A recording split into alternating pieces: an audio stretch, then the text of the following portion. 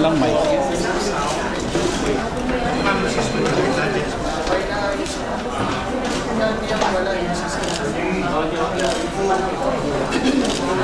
Ano nangyari?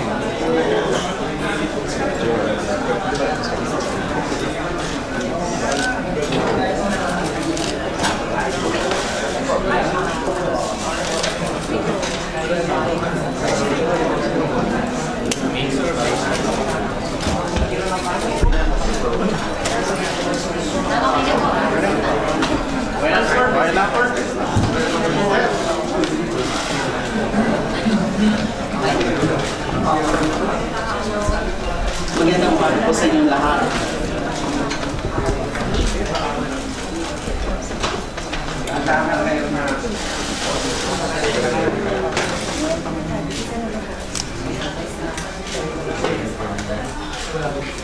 Bago ko po basahin itong mensahe ko, gusto ko lang po sa inyong ipaalam na hanggang kaninang madaling araw po ay hindi ko po alam kung itutuloy ko po itong pagharap sa inyo.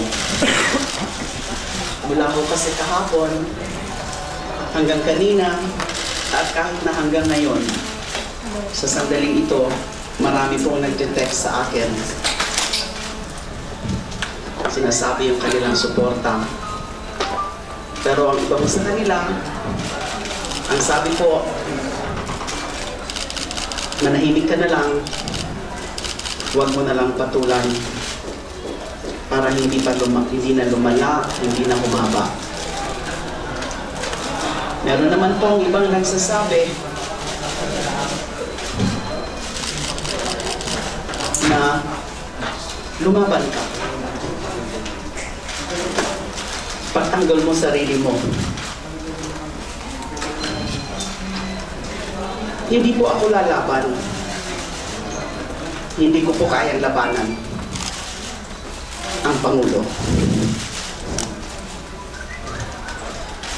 Na unang-una, hindi ko nga alam kung anong kasalanan ko sa kanya. Pero napag-isipan ko po, na ano pa kaya ang mas lalala sa ginagawa na nila sa akin ngayon, na sinisira nila ang aking dangal at hinalapastangan nila ang aking pagkababae. Meron pa kayang lalala dyan? Malinaw naman po sa ating lahat ng mga disenteng tao na ang pagsisira sa dangal mo at sa magandang pangalan mo ay higit na mas malala sa pagsira sa buhay mo. At naisip ko rin po na kaysa naman iisa-isahin ko kayong harapin, dahil nga my phone lines since yesterday have been really burning.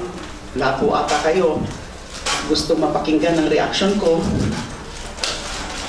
Kaya minarapat ko na lang na humarap na lang sa inyo sa pamamagitan ng isang mensahe. At ito na po yun.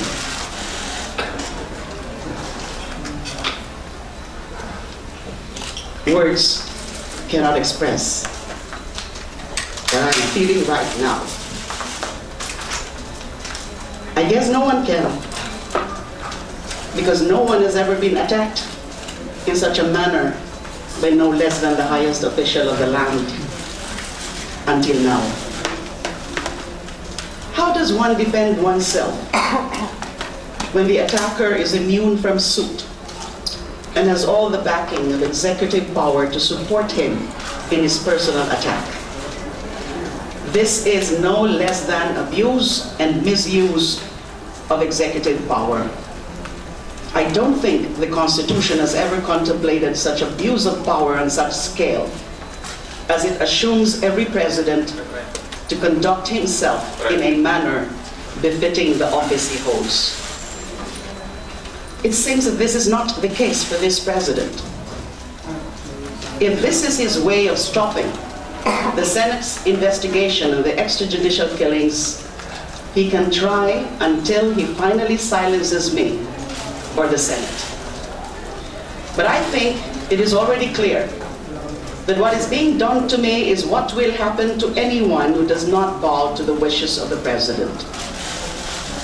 If stopping the Senate investigation is the only way for these personal attacks by the president and his men to also stop, believe me, I have already thought about that.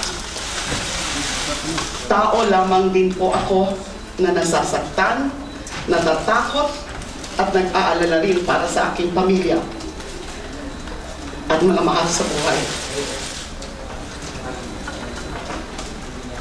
Kagalang-galang na Pangulo, Your Excellency, nais ko na rin po na itigil na ang investigasyon sa mga summary executions kung yun ang gusto niyo para lamang matigil ang mga personal na atake sa akin. Sumagi na rin po sa isipan ko na itigil ang investigasyon kapalit ng katahimikan sa aking buhay.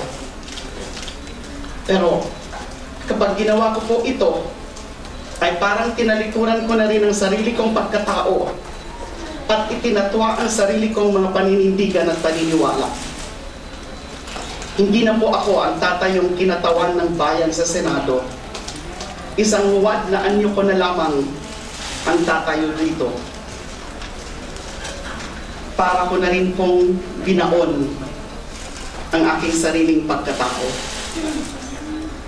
Mas nanaisin ko na kayo at inyong gobyerno ang magbaon sa akin kaysa ako ang magbaon sa aking sarili. Alam ko pong may mga kaso kayong hinahanda laban sa akin. Ihintayin ko na lamang na isampa ninyo ang mga reklamo at sa tamang panahon ko na po sasagutin kung bibigyan ako ng pagkakataon ng inyong gobyerno na ipaliwanag ang aking sarili at ibigay ang aking panig. Matagal na po akong nakakatanggap ng mga impormasyon tungkol sa pag-imbento ng mga ebidensya laban sa akin at mga babala na sisiraan ako kung hindi ako tumigil sa tingin niyong pagbatikos at pagpuna sa inyong pamamalakad. Hindi ko na lang pinansin ang mga ito. Buong akala ko hindi kayo mismo ang magiging biktima ng sarili ninyong propaganda at social media operations. Sana po ay hindi pa sarado ang inyong isip na pakinggan muna ang aking panig bago ninyo ipagpatuloy ang paninira sa aking pagkatao sa harap ng publiko at taong bayan. Kahit yun lang po sana ay ibigay ninyo sa akin ang pagkakataon na ipagtanggol ang aking sarili, lalo na po sa isang kalagayan na ang Pangulo na ng bansa ang nagdeklara na siya ang aking kalaban at personal na nag-aakusa sa akin. Pangulo po kayo. Senador lamang po ako. Patas na laban lamang po ang aking hinihingi. Sana ay ibigay ninyo sa akin ang ibinigay na rin naman ng batas at konstitusyon sa kahit na kaninong nag-aakusahan sa kaninong naaakusahan sa ilalim ng ating sistemang pangligal. Kung ang pag-atake sa akin ay gagawin sa pamamagitan ng pag-atake rin sa mga dati kong kasama sa trabaho o maging sa aking sariling pamilya, sana ay huwag na ninyo silang idamay. If you are bent in destroying me, Mr. President, please have the decency to spare my colleagues, friends, and family. Wala po silang kasalanan sa inyo.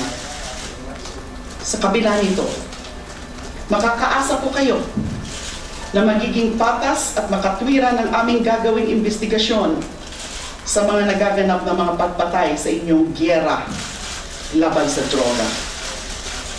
Nanaisin namin na ang kakahantungan nito ay ang pagsisiwalat ng katotohanan sa mga nagaganap na karahasan at pagkitil ng buhay mula nang naumpisahan ang inyong laban sa droga. Sisiguraduhin namin na ang magiging resulta nito ay pagpapalakas ng batas para sa pagsugpo ng kriminalidad na hindi na isasantabi ang karapatang pantao ng mga napaghihinalaan man o ng mga inosente nating kababayan. Tama na po ang pananakot at panghihiya. Bumalik na po tayo sa kaayusan na dulot ng pag-iiraw ng batas at simpleng respeto sa kapwa-tao. I have always been loyal to my oath as a public servant. I am not the enemy here. Stop portraying me as one. I ask the nation to continue praying with me, for the President, and for the country. Maraming salamat.